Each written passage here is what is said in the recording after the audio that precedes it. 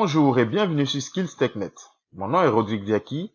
Nous allons voir aujourd'hui une introduction à la configuration de Microsoft Hyper-V 2012 R2. Notre présentation va s'articuler autour de 5 grands points. Premièrement, nous allons vous présenter ce que c'est Hyper-V. Nous verrons ensuite son architecture. Et après, nous passerons à quelques terminologies. Ensuite, nous verrons les fonctionnalités de Hyper-V. Et enfin, nous allons déployer Hyper-V 2012 R2 dans un environnement VMware Workstation. Hyper-V est le nom donné à l'hyperviseur conçu par Microsoft et porté sur la plateforme Windows Server. Il s'agit d'un outil de virtualisation de serveurs basé sur un concept de virtualisation complète et un hyperviseur de type 1. En septembre 2004, Microsoft rachète la société Connectix, concepteur de Virtual Server 2005. En 2008, Virtual Server devient Hyper-V et est intégré à Windows Server 2008 R2 par la suite. En octobre 2013, la sortie de Windows Server 2012 R2 confirme l'apogée de l'hyperviseur de Microsoft. En septembre 2016, avec la sortie de Windows Server 2016, Microsoft consolide sa position sur le marché de la virtualisation avec Hyper-V 2016. Alors, l'architecture de Hyper-V se présente comme suit. C'est donc un bloc subdivisé en 4.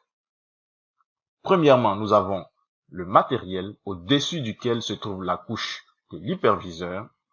Et ensuite, nous avons deux bus qui partent de l'hyperviseur. À gauche, nous avons le bus qui concerne le système d'exploitation hôte, c'est-à-dire celui sur lequel repose Hyper-V. Et à droite, nous avons tous les systèmes d'exploitation invités, c'est-à-dire tous les autres systèmes d'exploitation qui sont supportés par l'hyperviseur et qui seront installés sur les machines virtuelles invitées. Ces bus représentent donc deux types de partitions. La partition parent à gauche, qui représente le système d'exploitation installé sur la machine hôte, comme je le disais tantôt, et à droite, des partitions enfants, constitué d'une machine virtuelle sur laquelle on installe un système d'exploitation invité au-dessus duquel se trouvent des applications. Donc, tout le bloc que nous voyons ici à droite représente tout ce qu'il y a comme machine virtuelle qui pourrait être installée sur notre hôte Hyper-V. Nous allons expliquer quelques terminologies que vous rencontrerez certainement dans l'environnement Hyper-V.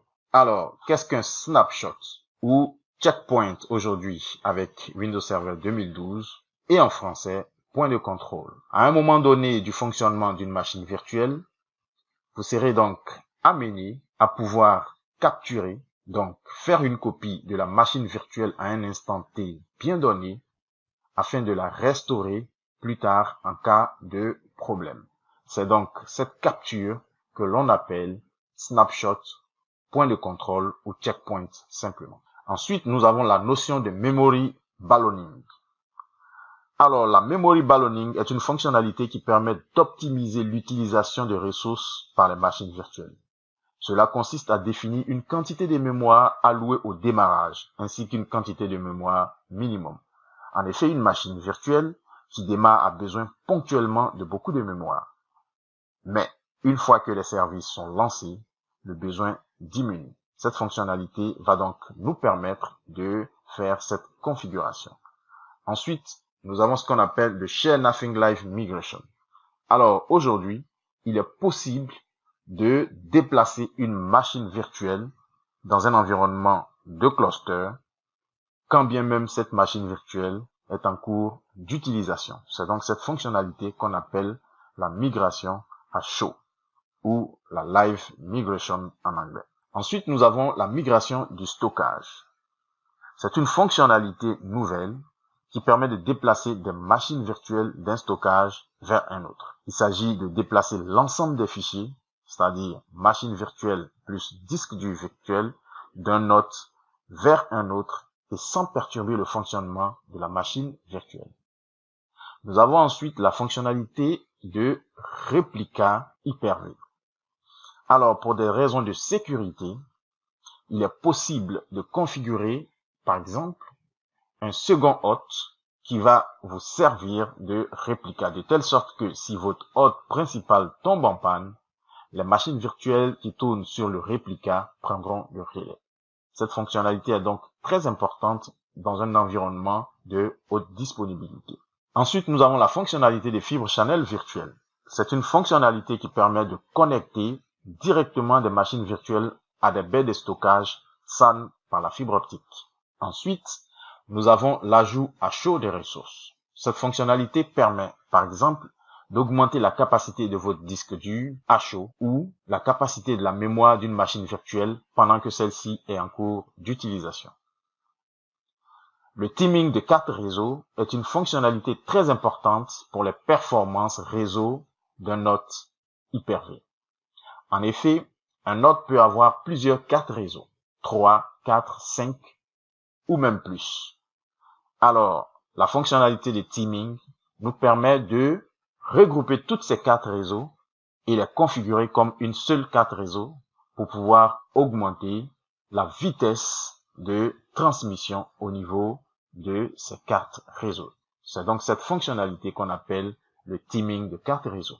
Ensuite, nous avons le support SMB. Alors, grâce au protocole de partage réseau SMB, aujourd'hui, il est possible de partager des machines virtuelles en réseau. Et enfin, nous avons la fonctionnalité des switches virtuels extensibles. Avec cette fonctionnalité, il est possible de créer plusieurs switches afin de fédérer plusieurs environnements sur un hôte Hyper-V. Nous avons ensuite quelques fonctionnalités. Le démarrage des machines virtuelles à partir d'un SAN. Lorsque l'on utilise un hôte connecté à un SAN, il est aujourd'hui possible de démarrer directement les machines virtuelles à partir du SAN. Ensuite, nous avons la gestion des VLAN à partir des switches virtuels. En effet, nos switches virtuels sont capables d'être subdivisés en plusieurs VLAN pour gérer plusieurs sous-réseaux. Et après, le teaming des 4 réseaux. En effet, le teaming, nous en avons déjà parlé dans la terminologie.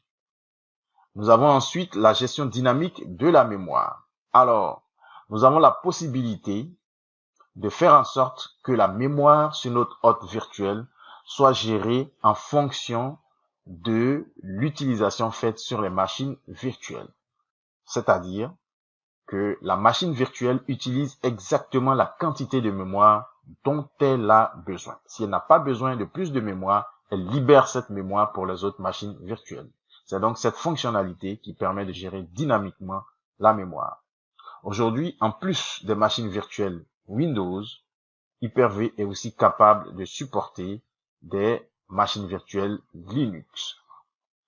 Hyper-V possède également plusieurs outils de gestion que vous aurez le temps de découvrir lorsque nous ferons prochainement une vidéo plus étendue sur les différentes fonctionnalités de Hyper-V. Et ensuite, nous avons la migration à chaud des machines virtuelles. Il est aujourd'hui possible de déplacer une machine virtuelle d'un hôte vers un autre, quand bien même cette machine virtuelle est en cours d'utilisation, et cela de façon transparente pour les utilisateurs. Il est également possible de redémarrer le pool de serveurs quand une panne survient, sans même que les utilisateurs soient affectés grâce à la fonctionnalité de Live Migration. Lorsqu'un hôte redémarre, les machines virtuelles sont capables de se déplacer vers un autre hôte, bien sûr quand ces différents hôtes sont configurés en cluster. Nous allons maintenant passer à la phase de déploiement de Hyper-V 2012 R2 dans notre environnement VMware Workstation. Alors, l'architecture de déploiement est la suivante. Nous avons ici un hôte sur lequel nous allons installer 2 machines virtuelles dans un environnement VMware Workstation version 12. Il faut noter que toutes ces machines tourneront sous Windows Server 2012 R2. Le tableau que voici résume les différentes spécifications des machines que nous allons installer. Donc, notre hôte qui va s'appeler Hyper-V Host 1 aura une capacité de disque de 160 Go avec 4 Go de RAM Et sur ce TOT, nous allons installer deux machines virtuelles de 60 Go de capacité disque chacune avec 1 Go de RAM. Et toutes ces machines tourneront sous Windows Server 2012 R2. Je rappelle simplement que c'est une démonstration basique. Nous ferons par la suite une vidéo qui va nous permettre de configurer un cluster sous Hyper-V 2012 R2. Avant donc de passer au déploiement, nous allons faire un tour d'horizon de notre environnement de démonstration. En effet, voici notre hôte Hyper-V sur lequel nous allons déployer nos machines virtuelles. Sur ce TOT, nous avons déjà copié notre fichier ISO à partir duquel nous allons faire notre installation. Ensuite, nous avons créé deux dossiers, un dossier appelé disque et un autre appelé VM, à l'intérieur duquel nous allons installer les machines virtuelles. Le dossier disque contiendra nos disques virtuels. Voici donc présenté l'environnement de déploiement. Nous allons donc tout de suite partir avec l'installation de Hyper-V 2012. Alors, je vais lancer mon gestionnaire de serveur.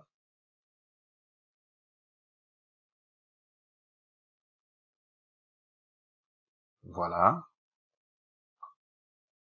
Et ensuite, dans Gérer, je vais cliquer sur Ajouter des rôles et fonctionnalités.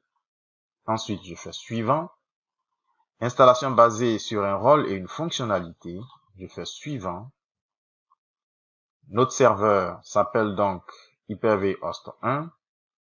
Je fais Suivant.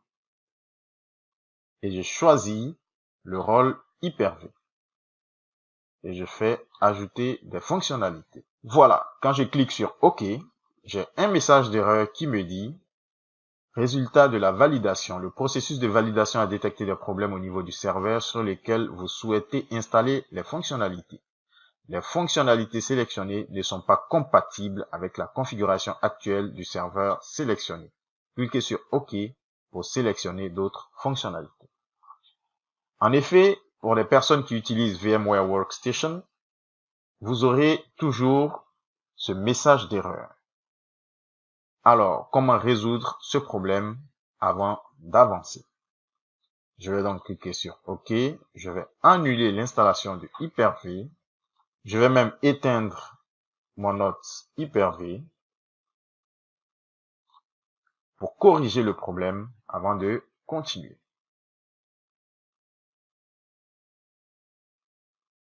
Voilà, l'hôte est arrêté.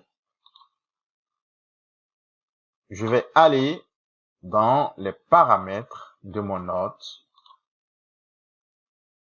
et dans l'onglet Options, je viens sur Version. Alors, dans Version, il est bien écrit Windows Server 2012. Je vais dérouler et choisir Hyper-V, Unsupported. Je fais OK et je démarre mon hôte Hyper-V. Voilà, mon hôte Hyper-V a fini de démarrer. Je vais donc m'authentifier.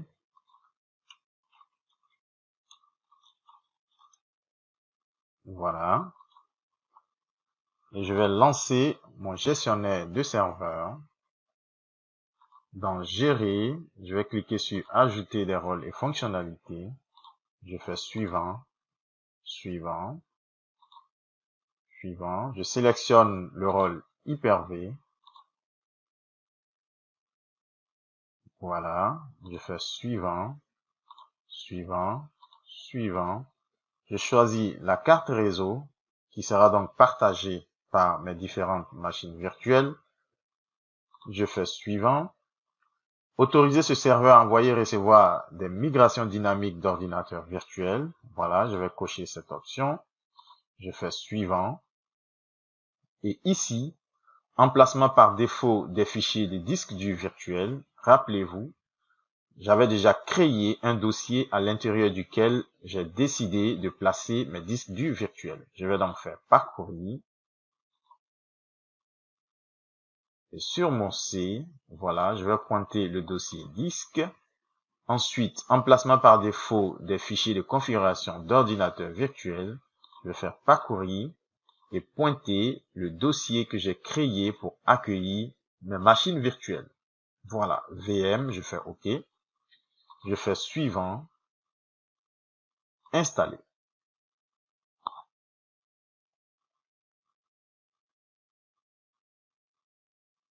Voilà, l'installation de la fonctionnalité Hyper-V est terminée. Je vais donc fermer cette fenêtre et redémarrer manuellement mon serveur.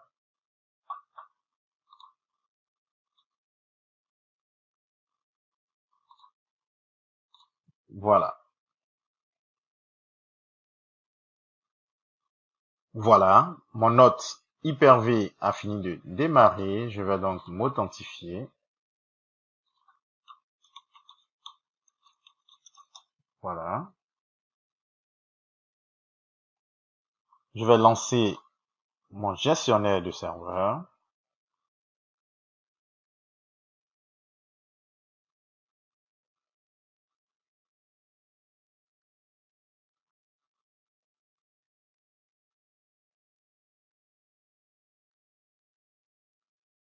Et dans le menu outils, normalement, nous devons retrouver le rôle Hyper-V que nous venons d'installer. Je clique donc sur outils. Voilà. Et dans la liste, je vois gestionnaire Hyper-V. Je vais cliquer sur gestionnaire Hyper-V. Et voilà, notre gestionnaire Hyper-V s'ouvre. Nous avons donc ici une interface à l'intérieur de laquelle nous allons créer nos machines virtuelles. Je vais donc cliquer sur le nom de notre hôte Hyper-V. Voilà. Pour l'instant, nous n'avons aucune machine virtuelle configurée. Donc, la partie ordinateur virtuel est vide. Ensuite, dans la deuxième ligne, nous avons point de contrôle. Rappelez-vous, nous avons parlé de checkpoint, de point de contrôle ou de snapshot. C'est donc ici que tous vos points de contrôle seront enregistrés. Et enfin, dans la dernière ligne, nous avons les détails concernant nos machines virtuelles. Tout à fait à droite, nous avons les différents paramètres de notre hôte virtuel. Quand nous créerons également nos machines virtuelles, nous aurons une partie concernant les paramètres de chaque machine virtuelle. Voilà, nous allons donc partir tout de suite avec la création d'une machine virtuelle. Mais avant, nous allons d'abord parcourir les différentes propriétés de notre hôte virtuel. Alors, tout à fait à droite, je vais cliquer sur Paramètres Hyper-V. Voilà. Le premier paramètre que nous découvrons, c'est disque dur virtuel. Rappelez-vous, pendant l'installation du rôle, nous avons indiqué au système d'enregistrer nos disques durs virtuels dans le dossier disque que j'avais déjà créé sur le site. Ensuite, nos machines virtuelles seront stockées dans le dossier VM sur le C également. Alors, je voudrais juste rappeler que nous sommes dans un environnement de test. Il n'y a donc pas de stockage attaché à ce hôte virtuel. C'est pourquoi nos machines virtuelles et nos disques durs virtuels seront donc sur le C. La meilleure configuration est donc d'attacher un SAN à votre hôte virtuel afin d'enregistrer vos machines virtuelles dans le SAN. Dans le cas contraire, un second disque dur serait la bienvenue pour enregistrer vos machines virtuelles et vos disques durs virtuels. Nous avons ensuite la fonctionnalité GPU physique. Alors, cette fonctionnalité permet donc aux différentes machines virtuelles de partager la carte graphique de l'hôte virtuel. Nous avons le fractionnement NUMA. Alors, le fractionnement NUMA est lié à la mémoire de notre hôte virtuel. C'est une fonctionnalité qui permet donc aux différentes machines virtuelles de bénéficier de la puissance de la mémoire de l'hôte virtuel. Et cette fonctionnalité est telle que l'hôte est capable d'offrir plus de mémoire qu'il n'en a physiquement, et cela permet d'augmenter les performances des machines virtuelles. Ensuite, nous avons la migration dynamique dont nous avons parlé. Alors, cette fonctionnalité permet donc de migrer simultanément autant de machines virtuelles que vous êtes capable d'en spécifier ici. Par défaut, on en a 2. Quand je clique sur appliquer, j'ai un message d'erreur qui dit impossible d'appliquer les modifications pour migration dynamique. Tout simplement parce qu'aucun réseau de migration n'est spécifié pour les migrations dynamiques entrantes. Pour continuer, choisissez l'une des options suivantes. Voilà. Donc, pour utiliser cette option, il faut configurer un réseau de migration. Et ici, nous n'avons qu'un seul hôte à configurer. Donc, cette option ne nous est pas utile. Nous allons ensuite passer à la migration du stockage. Ici, nous avons également la possibilité de choisir le nombre de stockages simultanés que nous voulons migrer. Je fais appliquer et j'ai le même message d'erreur. Ensuite, nous avons la stratégie de mode de session étendue.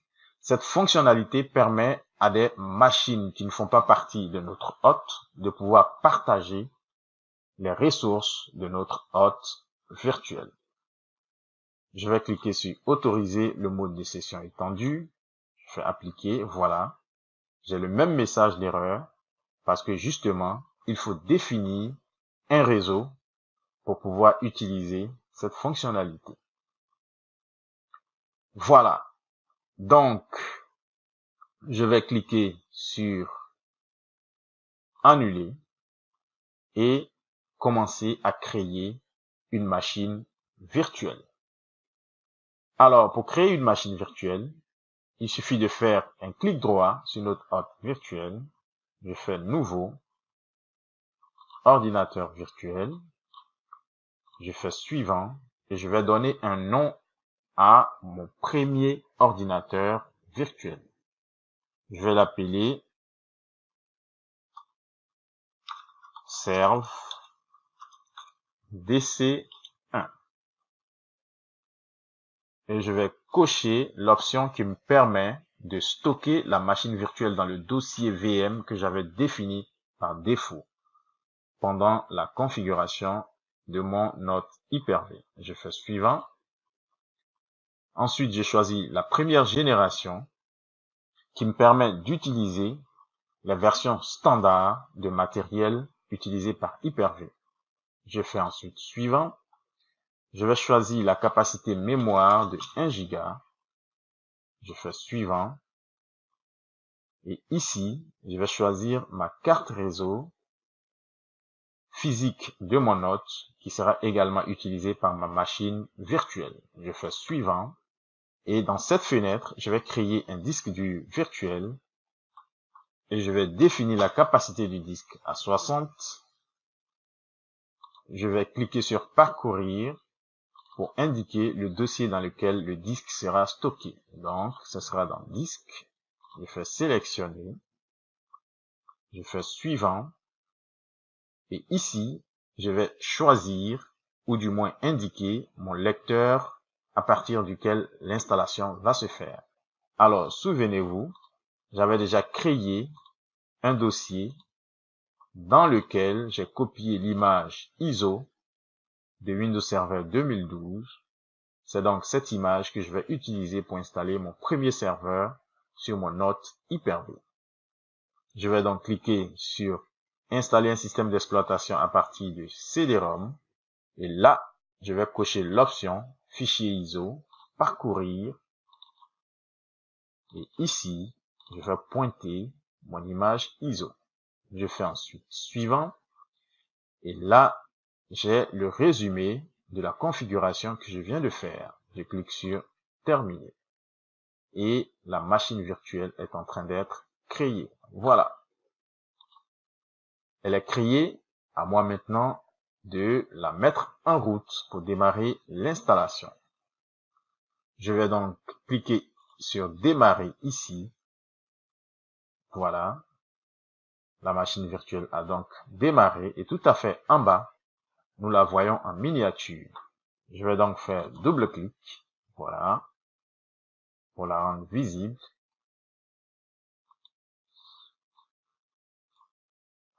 Et voilà. L'installation de mon premier serveur en tant que machine virtuelle démarre donc. Je fais suivant, installer. Je choisis Windows Server 2012 R2 standard avec interface graphique. Je fais suivant. J'accepte les conditions. Suivant. Voilà. Suivant. Donc le reste de l'installation se passe de façon standard, comme toute installation de Windows Server 2012 jusqu'à la fin. Nous allons donc patienter que l'installation prenne fin. Voilà, notre première machine virtuelle est en train de démarrer après l'installation. Voilà, je vais définir le mot de passe administrateur.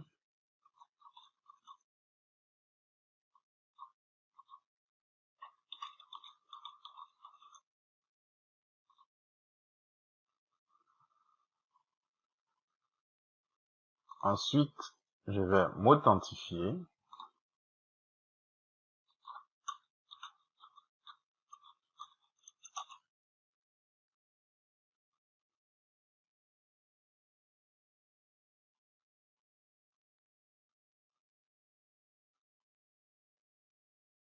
Voilà, mon premier serveur virtuel Windows 2012 R2 est donc opérationnel. Voilà. Je vais donc fermer cette console et créer une seconde machine virtuelle. Voilà, j'ai fait un clic droit sur mon note comme tout à l'heure. Ordinateur virtuel. Je fais suivant. Je vais l'appeler serve.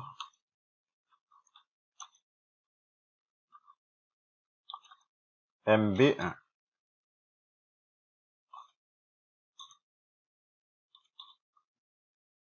Voilà, stocker l'ordinateur virtuel dans ce dossier. Je fais suivant. Suivant. 1 Go de RAM. Suivant. Je choisis ma carte réseau virtuelle. Suivant. Et ici, je vais faire parcourir pour pointer mon dossier de disque dur. Je fais sélectionner. Je choisis la RAM. 1 Go de RAM.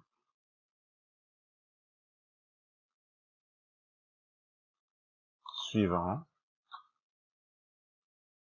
Et je choisis l'option d'installation du système d'exploitation. Ensuite, fichier ISO. Et voilà, mon même fichier ISO. Suivant. Et terminé. Voilà, c'est donc un processus très simple. Et ensuite,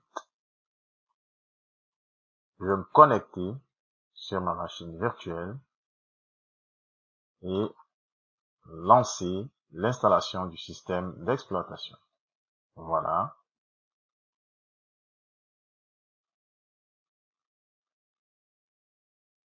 Et voilà.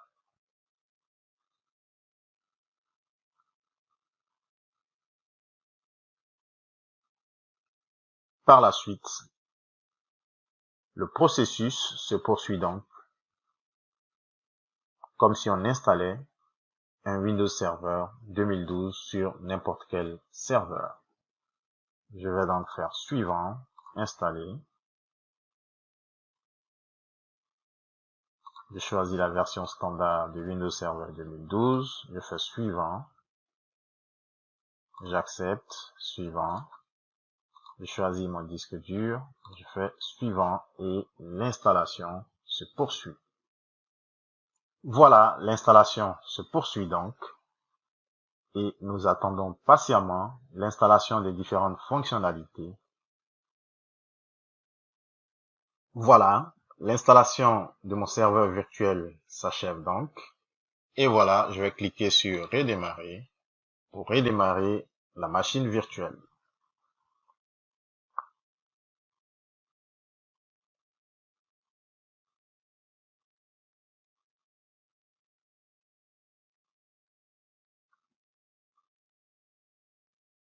Voilà, le serveur virtuel a donc fini de démarrer. Je vais définir mon mot de passe. Voilà. Et je clique sur terminer.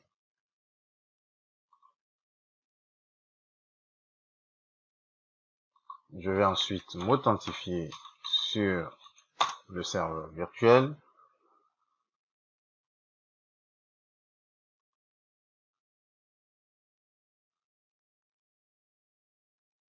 Et voilà, nous avons donc le bureau de notre deuxième serveur virtuel qui apparaît. Je peux donc fermer cette console. Voilà. Nos deux serveurs virtuels sont donc bel et bien installés et en cours d'exécution. Voici donc très brièvement présenté l'installation de Microsoft Hyper-V 2012 R2 avec le déploiement de deux serveurs virtuels. Notre présentation est donc terminée. Merci de nous avoir suivis et à très bientôt pour une nouvelle vidéo.